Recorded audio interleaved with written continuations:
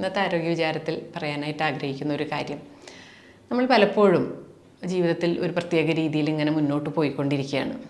പക്ഷേ ഇടയ്ക്ക് വെച്ചിട്ട് നമുക്ക് പല വെളിപാടുകളും ഉണ്ടാവും. വെളിപാട് എന്ന് പറഞ്ഞു കഴിഞ്ഞാൽ, ഞാൻ ഇപ്പോൾ ചെയ്തുകൊണ്ടിരിക്കുന്ന പ്രവൃത്തി അത്ര നല്ലതല്ല, അല്ലെങ്കിൽ ഞാനിപ്പോൾ കേട്ടുകൊണ്ടിരിക്കുന്ന കാര്യങ്ങൾ അത്ര നല്ലതല്ല, അല്ലെങ്കിൽ ഞാൻ സംസാരിക്കുമ്പോൾ നെഗറ്റീവായിട്ടുള്ള കാര്യങ്ങൾ കടന്നു വരുന്നുണ്ട്. ഏതെങ്കിലും തരത്തിൽ ഒരു ദോഷമുള്ള പാതയിലേക്ക് ഞാൻ കടക്കുന്നു എന്നൊരു സംശയം തോന്നുമ്പോൾ തന്നെ പെട്ടെന്ന് തന്നെ ഞാൻ അലേർട്ട് ആവേണ്ടതുണ്ട്. ഞാൻ എൻ്റെ ഉള്ളിലേക്ക് തിരിഞ്ഞു നോക്കേണ്ടതുണ്ട്, എങ്ങനെയാണ് ലൈഫ് പോകേണ്ടത്.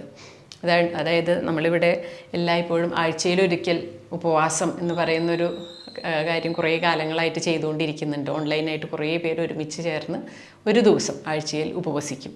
അപ്പോൾ ആ ഉപവാസം എല്ലായ്പ്പോഴും ഞാൻ നിർദ്ദേശിക്കാറുണ്ട്, നല്ലവണ്ണം റെസ്റ്റുള്ള ഒരു ദിവസം നോക്കിയിട്ട് ഉപവസിക്കാൻ സാധിച്ചാൽ നല്ലത് എന്ന്.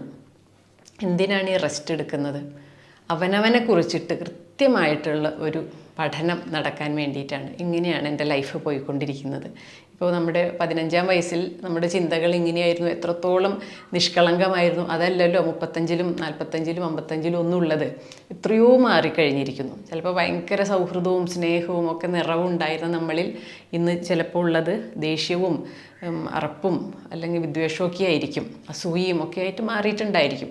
അപ്പോൾ നമ്മളിൽ എന്തൊക്കെയോ കാര്യങ്ങൾ ജീവിതത്തിൽ ഇങ്ങനെ കൂട്ടത്തിൽ ഇങ്ങനെ കയറി വന്നുകൊണ്ടിരിക്കുകയാണ്. അപ്പോൾ പലതും നമ്മൾ മനഃപൂർവ്വം നമ്മളിൽ നിന്നും ഇറക്കി വിടേണ്ടതുണ്ട്.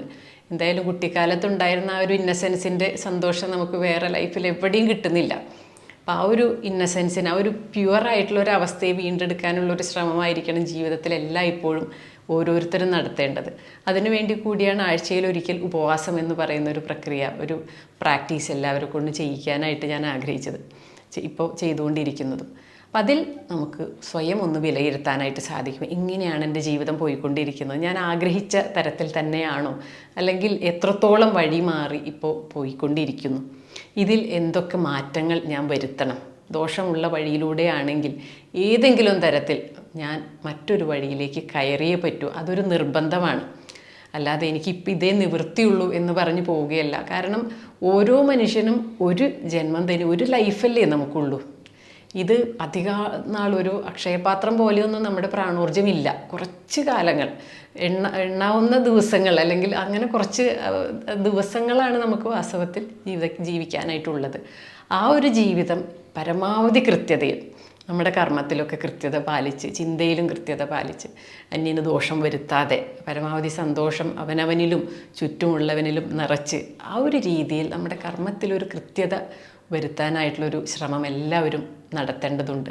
ദോഷകരമായിട്ടുള്ള വഴിയിലേക്ക് ഞാൻ പോകുന്നു എന്ന് കാണുമ്പോഴേക്കും ജീവിതത്തിൽ എന്ത് വലിയ നഷ്ടം വന്നാലും ഞാൻ ആ വഴിയിൽ നിന്നും മാറിപ്പോകേണ്ടതുണ്ട്, ഒരു ശരിയുടെ വഴിയിലേക്ക് കയറേണ്ടതുണ്ട്. ഇത് വളരെ കൂടിയ ഒരു സത്യമാണ്.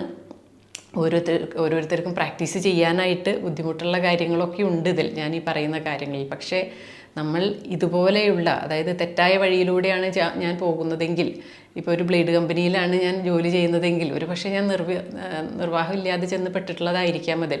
പക്ഷേ എന്നാലും എൻ്റെ ചില പ്രവർത്തികൾ വഴി മറ്റൊരുവന് ദോഷം വരാം എന്ന് തോന്നുന്നുണ്ടെങ്കിൽ അത് ഞാനല്ലെങ്കിൽ വേറെ എങ്ങനെയെങ്കിലും അത് നടന്നോളും എന്നൊരു തരത്തിൽ നമുക്ക് ചിന്തിക്കാനായിട്ട് സാധിക്കണം. അതിൽ നിന്നും നമ്മൾ സ്വയം മാറിപ്പോരണം. 2 ദിവസം കഞ്ഞി കുടിക്കാതെ ഇരുന്നാലും നമുക്ക് അപകടം സംഭവിക്കില്ല. പക്ഷെ നമ്മുടെ കർമ്മത്തിൽ തെറ്റുകൾ ഇങ്ങനെ സംഭവിച്ചുകൊണ്ടിരിക്കുമ്പോൾ അതിനുള്ള പ്രായശ്ചിത്തം ഒരു പക്ഷേ വളരെ കൂടിയ രീതിയിലുള്ള നമ്മൾ ചെയ്യേണ്ടതായിട്ട് വരാം. അപ്പോൾ കർമ്മത്തിൽ കൃത്യതയുള്ളവരായിരിക്കുക എല്ലാവരും. ഇതാണ് ഇന്നത്തെ ആരോഗ്യ വിചാരത്തിൽ പറയാനായിട്ട് ആഗ്രഹിച്ചത്. ഓക്കെ, അപ്പം ഇന്നു മുതൽ ഈ ഒരു ശ്രദ്ധയും സ്വന്തം ജീവിതത്തിലുണ്ടാവട്ടെ. അപ്പം എല്ലാവരും വളരെ സമാധാനമായി, സന്തോഷമായി, വളരെ ആരോഗ്യത്തോടെ ഇരിക്കാം.